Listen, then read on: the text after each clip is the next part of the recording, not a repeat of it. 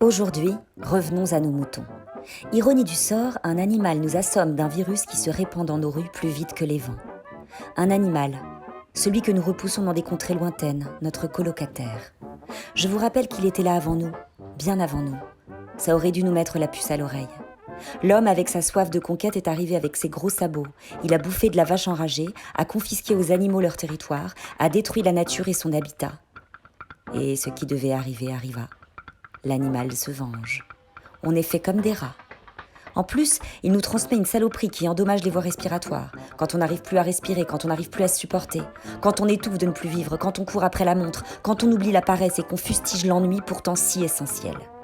Une infection pulmonaire quand on détruit la nature. Nos bouteilles d'oxygène. Quelle ironie tout de même. Que faisiez-vous au temps chaud ? Nuit et jour, à tout venant, je chantais, ne vous déplaise. Vous chantiez ? J'en suis fort aise. Eh bien, dansez maintenant. Bien fait. On est le dindon de la farce. Pauvres pigeons, on nous a rogné les ailes, mais nous sommes loin d'être innocents comme la blanche colombe. Comme des vautours, comme des requins, on a laissé passer la chance de vivre bien. La Fontaine résonne dans ma tête. Avec sa malicieuse intelligence, il décape de telles vérités de la vie et de la nature que j'en reste ébobie. Des animaux pour nous instruire, aux dépens de nous-mêmes, bien vu. Moquer la comédie humaine avec le monde animal, bien joué. L'homme se prend pour ce qu'il n'est pas. Qu'il en reste donc à ce qu'il sait faire de mieux, se contempler et bavarder sur lui-même. Ce qui nous arrive, La Fontaine l'avait prédit dans Le Lion et le Moucheron. Entre nos ennemis, les plus à craindre sont souvent les plus petits. Mais on est têtus comme des mules, et j'espère bien que chat échaudé craint l'eau froide. Mais sur le sujet, je donne ma langue au chat, même si je nourris l'espoir qu'on ne ressorte évidemment pas aussi bête qu'avant, mais surtout grandi et percuté d'une prise de conscience indispensable. Chaque chose en son temps, ne mettons pas la charrue avant les bœufs. L'homme ne doit-il pas réapprendre de l'animal ce qu'il a méprisé ?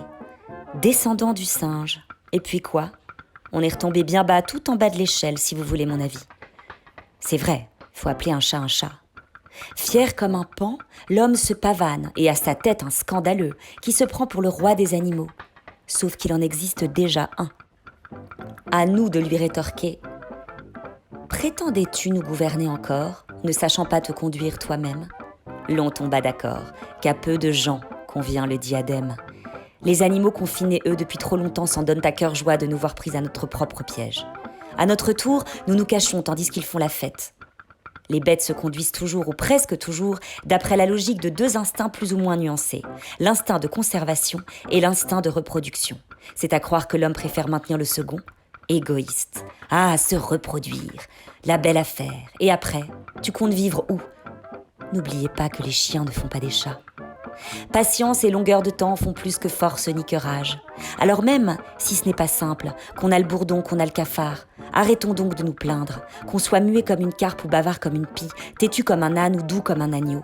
Tous gens sont ainsi faits. Notre condition jamais ne nous contente. La pire est toujours la présente. Nous fatiguons le ciel à force de placets, qu'à chacun Jupiter accorde sa requête, nous lui romprons encore la tête. Et si au lieu de pleurnicher, nous savions nous réjouir de voir le lion, les canards, les baleines danser la terre ? Et si comme eux nous étions solidaires ? Il se faut entraider, c'est la loi de nature, dit encore La Fontaine dans Le Loup et le Chien. La loi de nature. Ne nous regardons pas en chiens de faïence, ça fera pas avancer de schmilblick. Nous sommes tous responsables de ce qui nous arrive. Fort comme le lion, tu parles. Elle a bon dos la condition animale, l'écologie. On a toujours d'autres chats à fouetter, alors séchons nos larmes de crocodile et retroussons nos manches.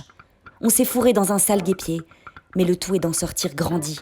Il ne tient qu'à nous de ne pas nous ennuyer comme des rats morts et de réinventer notre rythme. Il y a plein de trucs à faire, après les devoirs, l'école et la bouffe bien entendu, comme se sculpter une taille de guêpe, travailler sa mémoire d'éléphant, sympathiser avec ses voisins et devenir pourquoi pas copain comme cochon, redevenir un chaud lapin et relancer la flamme. Alors avant de sentir monter une fièvre de cheval ou un froid de canard, des fourmis dans les jambes et un chat dans la gorge, il faut prendre le taureau par les cornes et rester dans vos terriers. Réapprendre à garder ses distances, plutôt que de s'entasser et de vivre serrés comme des sardines. Et ce sera déjà vachement bien. Arrêtons de bouffer comme des porcs, déjà parce qu'on devient moche comme des poux, et arrêtons de courir comme des lapins dans les rues. J'ai pas la prétention d'être Jean de La Fontaine, mais la morale de cette histoire, ce serait peut-être de nous remettre en question, de changer nos comportements. Oui, j'ai pris un coup dans l'aile, et je veux dire aux animaux que je les aime. Je veux leur faire une parade. Nu comme un ver, je vais me les tirer du nez. Leur faire mes yeux de biche, je vais montrer patte blanche. Fini la politique de l'autruche. Je veux pas ressortir de ce confinement le bec dans l'eau. Et comme j'ai pas les 2 pieds dans le même sabot, ça risque pas d'arriver. Je suis prête à faire le pied de grue devant les supermarchés ou la poste. Je veux me sentir pousser des ailes, être comme un poisson dans l'eau, siffler comme un merle et devenir gai comme un pinson. Attention, il s'agira pas de partir comme une volée de moineaux au moindre déconfinement prononcé. Il est juste temps de bâiller aux corneilles. Souriez, le petit oiseau va sortir. C'est pas encore le chant du cygne.